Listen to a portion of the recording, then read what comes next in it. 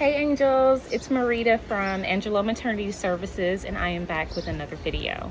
Okay, so as you guys know, not only am I a doula, I am preparing for conception. So my preconception plan consists of detoxing, it consists of making my body healthier, and it consists of just generally overall preparing my body for conception, pregnancy, and childbirth. And so I'm an obsessive person. I would consider myself, I'm very laid back, but I also consider myself somewhat type A when it comes to certain things. I can want to really get into things, dig into details, and I want to learn everything about a subject, so I will dig in onto something. So it's no different with me preparing myself for pregnancy either. So I started out by detoxing. So the detoxing process started, I would say, maybe 6 months ago. I started to drink a lot of green smoothies, things like that. So I'm slowly working towards a healthier body. Not that I wasn't healthy to begin with. I don't have any medical issues or anything like that, but I feel like you can always be healthier, right? There's things you can always do to improve your health, just like with anything. So right now I'm in the phase where I'm working on making sure that I'm getting enough nutrients. I recently started reading a book, and it's called I think it's called Real Food for Fertility, and it's by Lisa Nichols. I think that's the correct term for it. I can't look at it now. It's actually my Kindle on my phone, and if I go out of this video, I think it will stop recording. But basically in that book, as I was reading through the book, I thought, this is interesting. These are all the things, a lot of the foods that she talks about are things that I grew up eating. I never knew that these things were good for fertility until I started reading through and just basically reading through her book about all the different foods and different things that she recommended. She is a registered dietitian, so she really goes in deep on the different food choices and things like that. And also she talks a lot about meat, right? Protein, things like that. She's really big into that. I know right now we have this health craze where everybody wants to be on a plant-based diet. People are really into that now, but she is geared more towards a carnivore diet for preparing for pregnancy and childbirth, and so for fertility basically. But she goes in, guys, and she does dig into the research. The book is full of research. If you're interested, you can find it. I found it on Amazon, but it was a really good read. But I can just say that it struck me in the book as I was reading how similar her thought processes about how to prepare your body food-wise was so consistent with my diet growing up. And I was really blown away by that. So it's really easy for me to implement these different foods and things that she mentioned. For instance, she talks a lot about liver, right? Getting grass-fed beef liver, I think is what she refers to. And liver was something I grew up eating. My mom cooked liver and we had it with onions. It was just a thing, right? Goose liver is what we like to call another form of, it's like pate, if you guys know what pate is. I grew up eating that.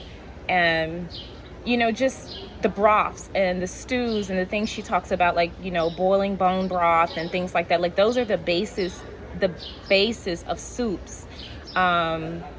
Growing up, that's how my parents prepared our meals. That's how they prepared, like, a pot of beans. It always started out with meat and bones and a broth, and then you went on to cook the beans in it, and it cooked, they would cook this food over long periods of time. Like, food was a big deal. It was very, we would have like dinners on Sundays, and they would just be these huge meals. And so I was really excited to know that I pretty much already knew what to do, right? And it is not really shocking to me, because I come from a family where women just pop out babies. There's not even a thought process in it. Like, you got to stop them from having babies. Like, having a baby is not the issue type of thing, right? So fertility is it's almost expected, right? So I was very, very excited about that.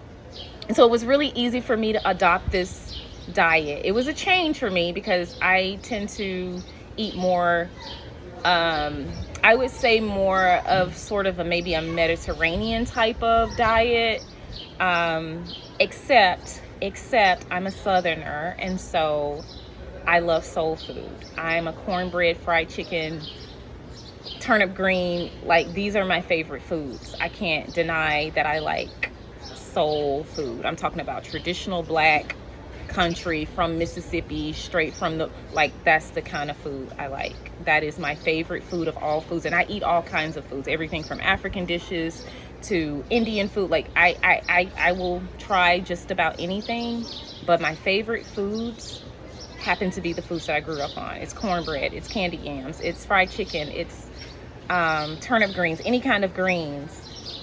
You know, I've tweaked those dishes, right, to make them healthier, but these are the foods that I love. Barbecue, coleslaw, baked beans. Like, I'm a real Southern, true to form, soul food girl. I'm not gonna even play and pretend with y'all, okay? That's what I do. I'm sorry. Food is very important to me, and so I don't make any bones about it. I do eat healthier. Like, my diet doesn't consist of soul food every day. I'm not gonna sit here and try to make you guys think that I look like this, okay, from eating soul food every day, because that is crazy. That's asinine. No, I don't eat soul food every day, but I eat it often. And I grew up eating it, and it's something that I feel like is very much a part of my culture and who I am. So I'm never going to stop. Nobody's going to convince me that fried chicken is bad for me. I'm just not going to do it. I have a birthmark, and it's a drumstick, and it is a fried chicken drumstick, okay? So yes, I'm sold on that. But I will say, I do tweak my diet. I do tend to eat on the healthier side of things. For instance, I don't just eat turnip greens all the time, which turnip greens are good for you, right? But it's the things we can add to it that can make it fattening. If you're putting fat back in there, if you're putting, you know, certain things in there, lard, like you're loading it up with these cholesterol dense foods, then it can not be so great. So, you know, instead of sometimes having like turnip greens, I will have kale. I will have salmon. I will not have fried chicken. I will have baked chicken, right? I know how to tweak my food to make sure that I'm not getting too much of a bad thing, so to speak. But again, her book was very eye-opening for me. And so I did start to incorporate more of the things that I ate when I was a child, because I noticed I'd started getting away from that a little bit. Some of those foods that tend to be like high in cholesterol, and I started incorporating more. And so then I went for a physical and my numbers were all perfect. My health was perfect. Everything was perfect. And my cholesterol was up. And I said, I know why my cholesterol is up, because I've added more egg yolks. I've added more, all of these heavy cholesterol containing foods to my diet. Most recently, I added butter in there, all these things that she was recommending. Now, I'm not saying that her book is wrong in that regard. I do feel like you have to tweak these things to fit you. For me, my body's not accustomed to all of that cholesterol, you know, so I had to, you know, I got to pull it back a little bit. But it was self-induced because the pate, the goose liver, as we like to call it, has a lot of cholesterol in it. And I was having quite a bit of that, right? There is this thing about balancing your hormones, and so a lot of this I'm doing to myself. I'm not recommending that you guys do it, because I'm not giving medical advice. You need to speak to your provider, find out what's best for you based on your own health. I'm a completely healthy person, so I can pretty much play with my own self, right? Because this is my body and I own this, so I'm going to do the things that I think are good for me. And you should do the things that you think are good for you. I'm only doing this video because I want to share what I'm doing, but not necessarily because I think you should do this. I want to make that very clear. This is not medical advice. This is MJ talking about MJ's life, okay? So right now I've changed my diet. I've added a little bit more protein. I added more fish. So I'm having fish about 3 times per week as opposed to, you know, twice a month from before. because of the health benefits to that. And I vary it. Sometimes it's salmon, sometimes it's mackerel. I don't have a whole lot of mackerel. We'll go into those reasons later. But I do have some because I grew up on mackerel. My mother used to make mackerel cakes in the morning, and we ate those for breakfast. So again, the way that she has structured this book and the way she talks about it, it just fits with me. This is why I chose it. I very much believe that she's on point with it because, again, like I said, speaking from the women I know who eat this diet, they ain't having trouble having babies. Let's just put it that way. I'm gonna go into my ebonics on you guys. They're not having any problems. Like, babies are coming, sometimes in the double digits. I'm not playing about that. So I do believe very strongly in what she's saying. And she does back up the things she's saying with research, which is helpful for me, right? And so I went to the doctor. I got all my labs done. Everything looks good except my cholesterol. So I got to pull back a little bit and balance that a little bit. Try again.